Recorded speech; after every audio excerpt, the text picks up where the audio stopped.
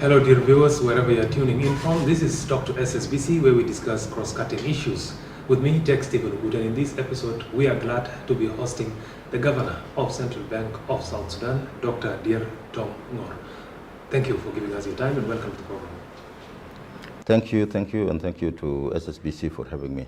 Yes, latest state of affairs in town is that there is a lot of development in monetary gains. The local currency, South Sudanese pounds, have been gaining momentum and gaining ground against the hard currency. And this credit is going directly to central bank and other financial institutions. Let's begin with the central bank, where you are heading these institutions. What are the modalities that you've put in place, first of all, to make us reach where we are, where the SSP is gaining ground? Thank you, Tech Stephen, and once again, I welcome the SSBC for having me this morning. Before answering the question, I just wanted to give you a bit of background about the work of the Central Bank, Bank of South Sudan in particular. Bank of South Sudan was established by an Act of Parliament in 2011, and it has a very specific mandate. We have three key areas of work. Our primary mandate as a central bank is, of course, price and monetary stability in the country. That's our core function. We have also other additional functions. We are responsible for the stability of the financial sector in the country. And also, it is our responsibility really to develop an efficient payment system in the country. That is in addition, of course, our traditional function of being a banker for the government. We are the ones who keep the government account, who keep the reserves of the country. So whatever we do falls within this context. And of course, as I said, monetary stability and price stability is our core function. And after I assumed office last year, we worked together with the Monetary Policy Committee and the Board of Directors of Bank of South Sudan to review the policies that are in place and to see how we can stabilize the exchange rate, because South Sudan is a typical example of a small open economy whereby prices are directly affected by the exchange rate. So we took the exchange rate to be our key target, that we must stabilize the exchange rate in order for us to stabilize prices. And that is, these are the decisions you took that led to our topic of discussions for today.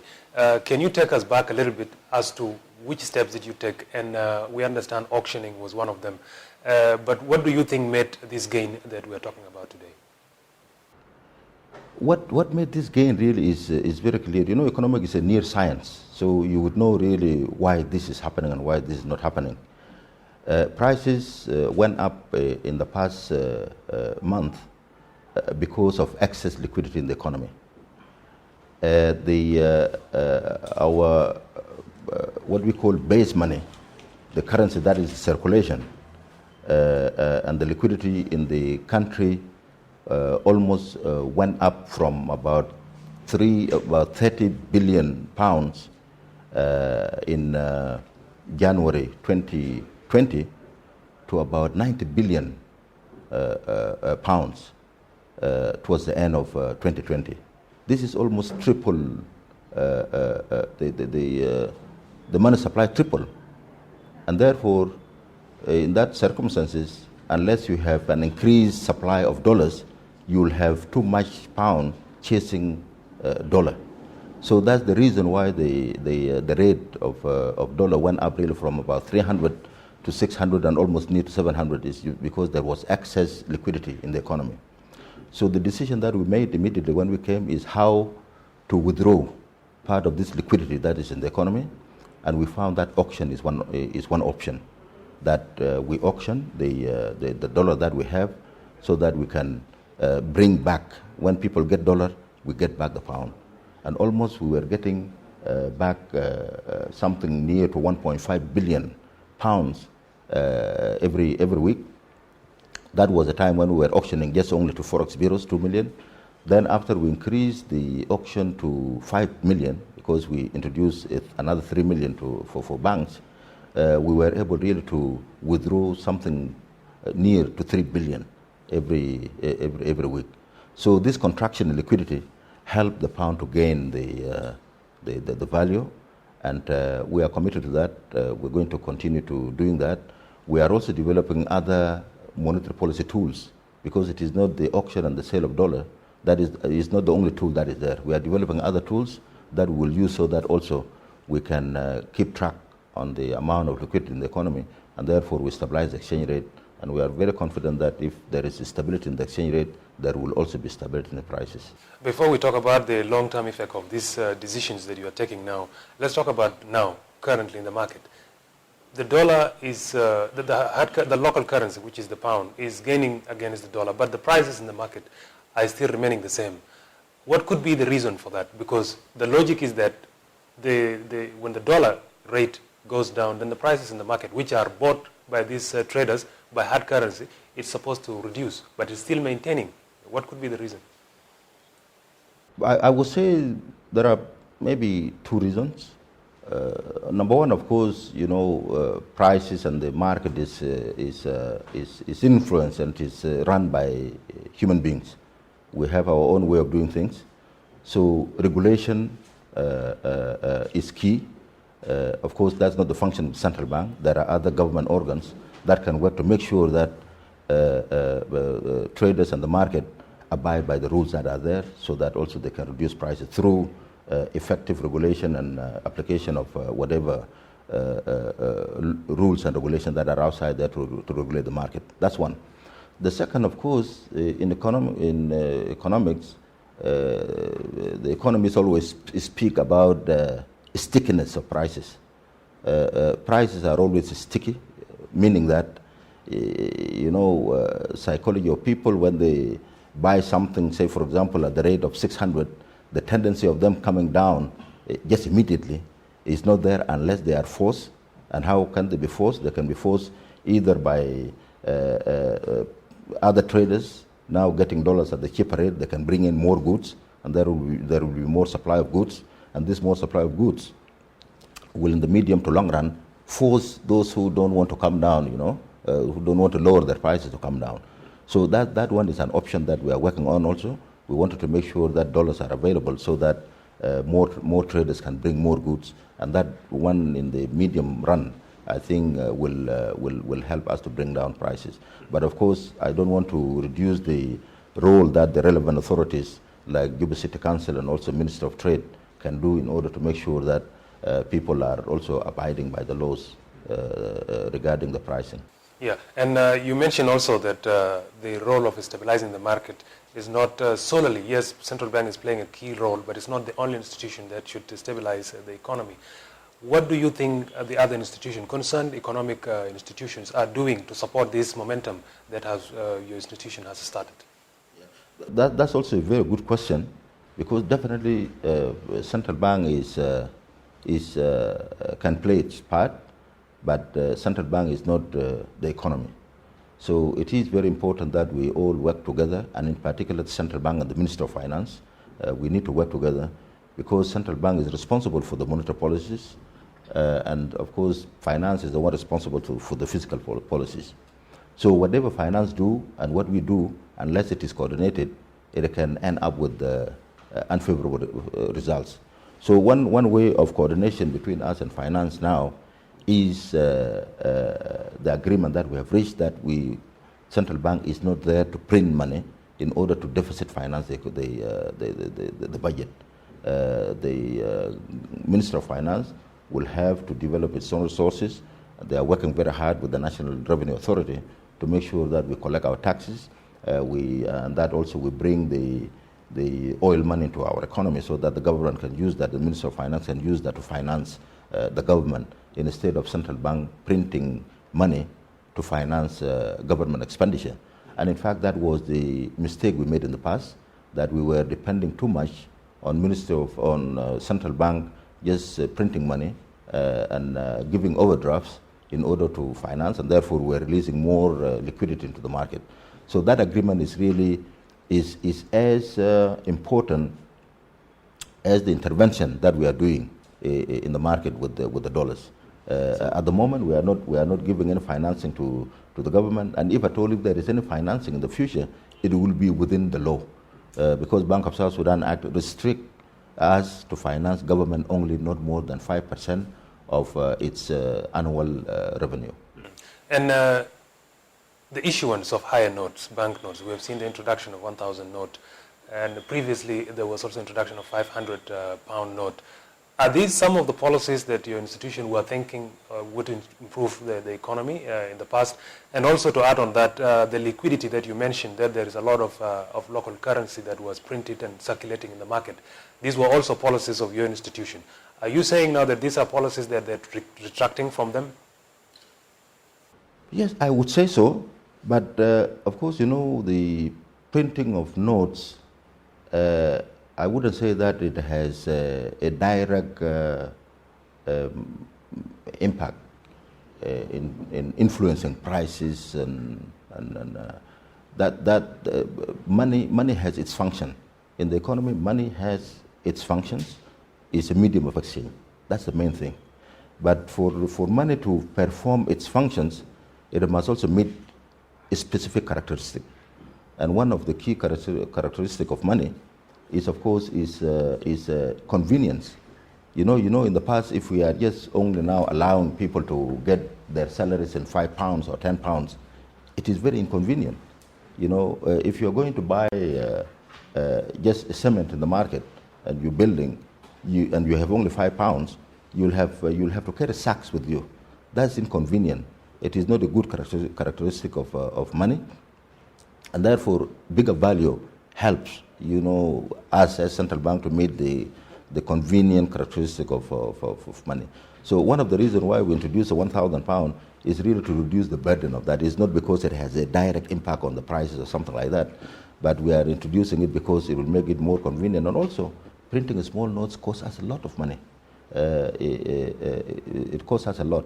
For me to print 100 million in £5 denomination, and to print that 100 million in £1,000 denomination can save me even 200% of the cost. Yes, so cost and the convenience are the... Sorry to interrupt you on that point. Let me clarify something on that very point of printing higher notes. Yes, you're mentioning the portability of carrying the currency itself. But while doing that, while introducing higher notes, there is also this ripple effect that is happening on the lower notes, the £5, the £10, the £50. Some of them are diminishing and their value is becoming more or less useless. So what is going to happen to all of that small notes that is in the market? And also, sometimes back, your institution have printed coins. That coin has, more people would say that the coin died without even entering the market. So now what will happen to these smaller notes that are being substituted with a higher note? Is it going to be collected and phased off, or they're still going to remain in the market? You know, what we are doing now really is to address the root cause of what you're saying. You know, because £1 and the coins and £5 is becoming not to have value for one reason. It's because of inflation, that we have had very high inflation.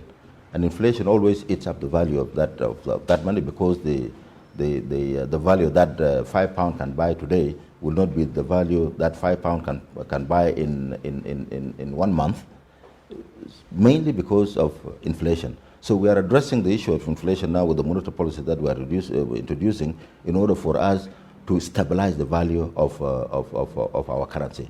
And definitely in the long run, it is very possible that this small denomination will be phased out, and we will have denominations that have value to buy something in the market.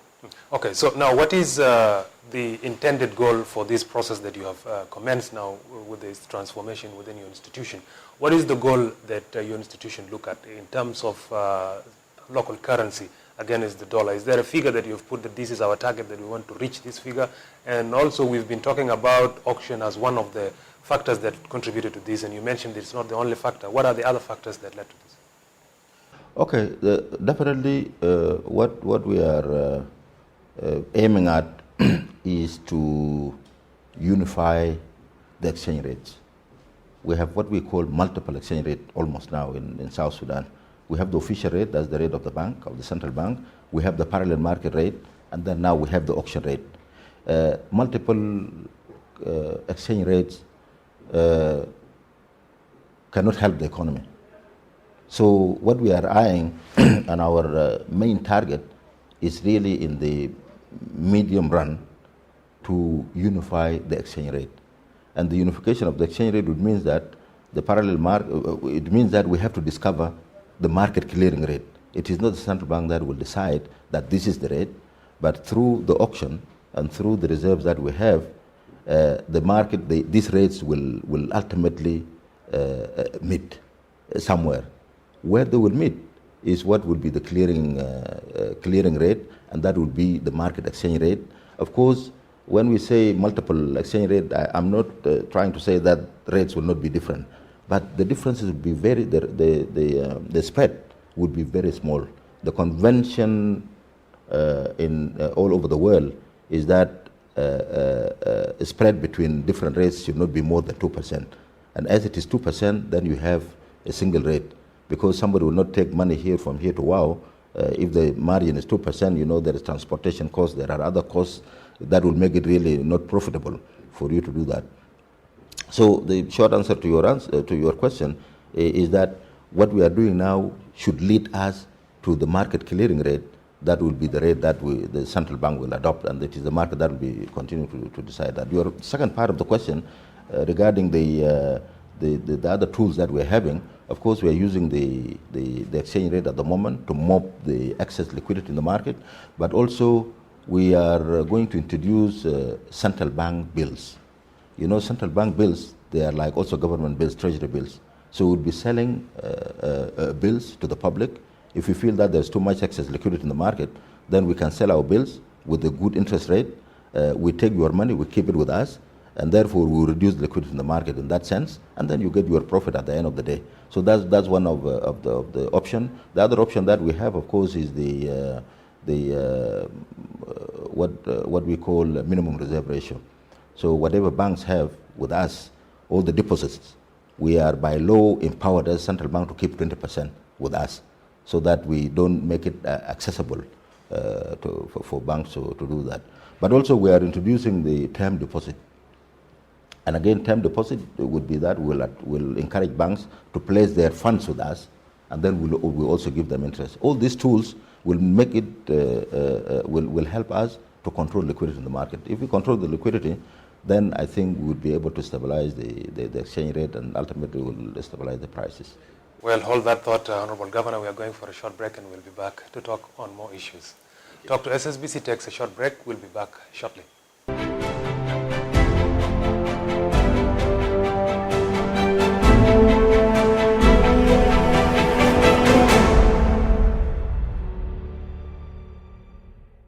Welcome back. This is Talk to SSBC, and as I mentioned earlier, we are glad to be joined by the Governor of Central Bank of South Sudan, Dr. Dier Tong. Welcome back. Thank you. And before the break, we were talking about, I believe you were talking about plans to harmonize the exchange rates in the market. And the words you used is unification, which is the same as more harmonizing. This is a new term it's not a new term for South Sudanese. We have had this sometimes back in 2016, 2017. This institution talked about harmonizing the exchange rate, but it didn't happen. So how do you think it will happen separately or differently this time around? And I'm confident that it will happen, because the policy framework that we have put in place, and also the level of cooperation between us and the Minister of Finance, and even the contracts of the support that we are getting from also international financial institutions, will all work really to enable us to succeed this time. It's not unification of rates is not something impossible. Many countries in the world have experienced the difficulties that we're having. Even you go to our neighboring countries here, a decade or so back, they were almost in a situation that we are in. But because they became determined to put down economic policies that can work, and to be disciplined, to make sure that we work within our means. They succeeded. So I think one of the reasons in the past why we did not succeed in the unification was that fiscal discipline was not there. Still the government was borrowing excessively. Minister of Finance was still borrowing excessively from the central bank, and that was really the key reason. At the moment we have 2 or 3 factors that are different from our experience in 2015. As I said, number one, there is fiscal discipline. They are not borrowing from the central bank just to finance the spending. We are financing spending using our real resources. That wasn't the case in the past. Second, we have improved political kind of situation in the country, and also, although the COVID came with its difficulties, the political stability in the country helped us to increase to some extent the oil production, and also the international oil prices have improved a great deal, which will mean that we'll get in more foreign currency that we can use as a reserve, plus what we are getting from the international financial institutions to back this reform, because that's key. Economy is about confidence. So I'm sure doing this for over 6 months, 1 year, will help us to gain confidence. Even during the last few weeks alone, some people now are beginning to hold on to their pound because they know now pound is gaining value. And as we continue to build this confidence, I think that there will be no reason why South Sudan cannot be like any other country that managed to bring in these reforms in the past. But totally I agree with you, we need to keep on coordinating with the Ministry of Finance and relevant other ministries so that we implement a coherent economic policies that are coordinated. And you mentioned also toward the beginning of the program that few things that you are expecting your institution to achieve is now, I believe you said 3 billion local currency, 3 billion pounds is being collected every week as a result of mopping. And in the process of doing this, that means there is going to be a very limited circulation of local currency in the market. The citizens will not have enough pounds in their hands to go to the market, which in one way or another will also affect their purchasing power to buy the commodities that they want. Even if the price is reduced today and you are mopping all the local currency to the central bank, how do you ensure that it flows back to the circulation? No, definitely what we mean here is not just, we are not going to mop up every SSP that is in the hands of the public. Traditionally, currency circulation in most countries will not exceed something like 40% percentage of the total money supply in the country. Ours in South Sudan is exceptional. We're almost near to 80%, and this 80%, we are not talking about the money that is in the hands of the public. After all, the level of salaries and all those things. But we have seen in the past individuals hiding their money at home, some going as far as buying. Those are the people that we are targeting. People who have too much cash that they are using to speculate. It is not cash that is being used in a productive sector, but there are some people who have cash there to speculate. If they feel that dollar will go up, then they will just buy, and then they hoard it, and then they sell it. Those are the people that we are targeting, because if they want to hoard dollars, and I'm putting more dollars in the prices, they will lose at the end of the day.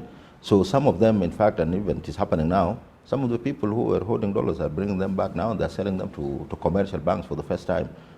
In the past, I haven't heard of somebody coming with the dollars to sell them, to the commercial banks. But it is happening now because as they know that as we continue to do this auction, the pound will strengthen and the value of the dollar against the SSP will drop, and therefore they are also they know what is good for them. So what I want to say in short is that what we are doing is really we are targeting the speculators, and the cash that they have is the cash that we are targeting to bring back into into the central bank. And it's still talking about the speculation, which is in the minds of many people, is that sometimes back late last year and early this year, people were talking about rumors of exchange of currency, which did not happen. Is it something that is within the plans of your institution anytime soon? Not at all. Not at all. I think in order for us to think of changing the currency, there must be a real groundwork. There must be good justification for it. You have to do a very extensive research why you want to do it. And printing new currency also costs us a lot of money. We have a lot of priorities now, whether in terms of development, whether in terms of paying salary arrears. So I don't think that just changing currency for the sake of changing it now would be a priority. So I don't see us thinking about that in the near term to change the currency. And these improvements that are happening in your institution are being implemented in the national capital, Juba. Are there plans also to look out into the states, or you think whatever happens in Juba will automatically reflect to the other states of South Sudan? And also, on top of that, if you can also add the level of cooperation between your institution. I know I asked this earlier, but I want you to relate the policies that are being laid by central bank in relation to other institutions, monetary institutions like the National Revenue Authority and other government institutions that collects local currency. For your first question regarding the impact of the policies that we are implementing now to other states, definitely. That's our target. We are a central bank of the country. So whatever we do here must also have a positive impact on what's happening in the states. We're working very closely with, as I said, other economic partners, especially donor community. We're working with Minister of Finance. We're working with the National Revenue Authority, with the NilePad, to make sure that we make available the resources that are needed, by our states. We have been talking a lot, about the development cooperation between us and Sudan, and we think that if you take the part of northern part of our country in particular, when these corridors are open, it will also provide us with a lot of opportunity to support the businesses there through whatever is coming from Sudan. And at the moment, NilePad, I think, is working very hard to building depots in Wow and all those areas, so that also fuel can reach there, at affordable prices. But I think what you are saying about cooperation between the economic sectors in South Sudan is really key, because, as I said at the beginning, there is no any single institution that can fix, what is happening in our economy now, unless we work together. Ministry of Finance, as I said, we are going to be, in fact, it is news to you, we are going to invite you very soon to come and witness the signing of a memorandum of understanding between us and Ministry of Finance, because all what we do need to be documented. So we have already completed the drafting of memorandum of understanding with the Ministry of Finance. It will spell out our services that we provide for the Ministry of Finance. It provides us the cooperation and the committees that will be set up, so that we continuously discuss and coordinate what we are doing. Ministry of the National Revenue Authority have improved a lot, in terms of collecting. They are digitalizing their collections, and that will also help us to know really what is coming to the government, because government would not wait until the last minute the money comes.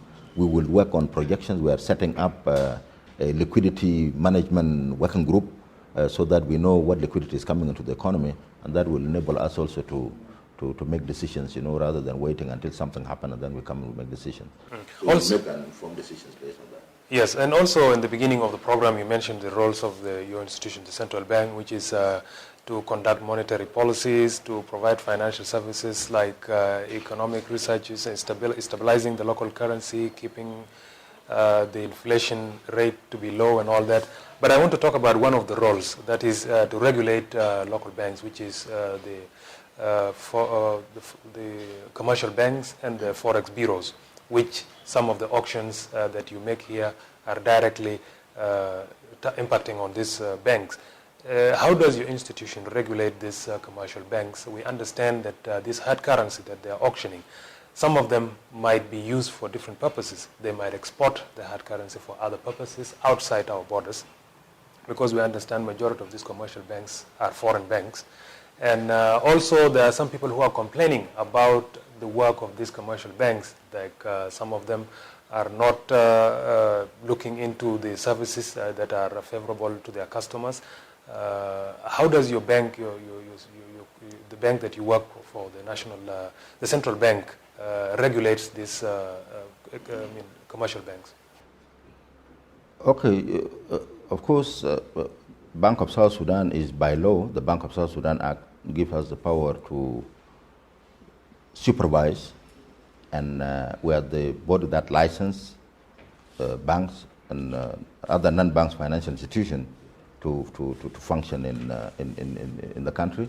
We have a complete department called the Supervision Department. Their work is really to make sure that banks are abiding by the law. We have what we call the Banking Business Act.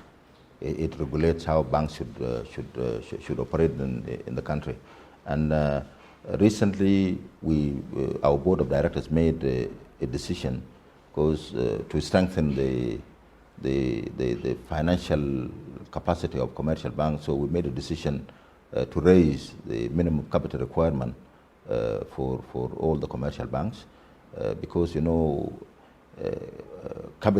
banks' capital always is the buffer that is used, is the first line of defense, to defend the depositors. Because why we supervise banks is because they have depositors' money, and if they have this depositors' money, this money must be safe. Otherwise, the public will lose confidence. They will not bring in the money into the bank, and therefore bank will not perform their traditional role of being intermediaries, between those people who want to save and those people who want to invest. So the recapitalization is a key project for us, because it will contribute to building confidence in the banking sector in South Sudan. Regarding the issues relating to foreign currency, I really don't think that what is being said now about currency being smuggled out and all, it is all about the shortage of foreign currency, because if there is no shortage of foreign currency, whether you're talking about dollar or about the SSP, these are not commodities. These are all medium of exchange. It is the scarcity that is making them now to look like they are medium of exchange. But I'm confident as time goes, there will be no reason why a bank will hold dollars, because if they hold dollars, they may lose, because the rate will be flexible after that. So banks would want to get rid of whatever dollars they get as soon as possible. It is happening now. I have information now. The forex bureaus and the banks, they have auctions today. If they buy today, they don't sell, there is a possibility that the pound will get strengthened and they will lose. And they may not even participate in the next auction. And therefore, they are selling. I think there is shortage. This shortage will close the gap. In the near future. And I believe when there is sufficient supply in the market, there will be no reason why banks will hold dollars. And as we conclude, we would like you to close by telling us, somebody who have not been to central bank for about 6 to 1 year will see a lot of changes. We are seeing infrastructural changes in your institution. We are seeing the pavement of road, the fencing, and inside. Can you tell us, are these part of the reforms that your institution is making? And also your closing remarks. Yes, thank you. Yeah, for you have observed the changes that are happening in the bank, and these are things that we have started some times back. Definitely, a big institution like ourselves with the key mandates like what I've just said at the beginning of the program must also put in place a conducive working environment and facilities that will support, all our staff who are working very hard to make sure that, we achieve our objectives. So yes, we're doing a lot of work to make sure that our institution is relevant, and also we are an institution that is mainly, most of the central banks in the world are measured by the level of confidence and credibility. These are key. If those things are not there, I think public may not believe in you and even the banks that you are working with, the partners. So for us, really, it is a deliberate action to make sure that as we work to achieve our mandates and what we were established for, we also create that conducive environment that will support the work that we are doing. And that's why we did the pavement. We improved the fencing. We are building our data center here. We are almost completing our currency center in Rubek. It's a very massive building. And also we are talking to states to acquire lands, because we have plans to open branches of the central bank, at least in the capital of the 10 states. We already managed to acquire lands in some of the states now. And we will continue this project, because we think central bank is a key institution. But closing remarks, really just to thank you, SSBC, and I think it is very important for us to communicate what we are doing also to the public. Sometimes we are doing a lot of things and they don't reach our public. I wanted to take this opportunity to call on our people also to support what we are doing. We may not achieve it just in 1 month, 2 months, 3 months, but as long as we are making that progress, I think we want also to have that support, and hopefully the Central Bank of South Sudan will be like any other central bank that we see in the region in the near future. Well, Dr. Dier Tong, the Governor of the Bank of South Sudan, thank you very much for giving us your time, and we look forward to meeting you and discussing these issues further in the future. Thank you. Thank you. Thanks. Thank you to your team. Thank you. And this brings us to the end of Talk to SSBC. With me, Tex Stephen Good, wishing you a very good time.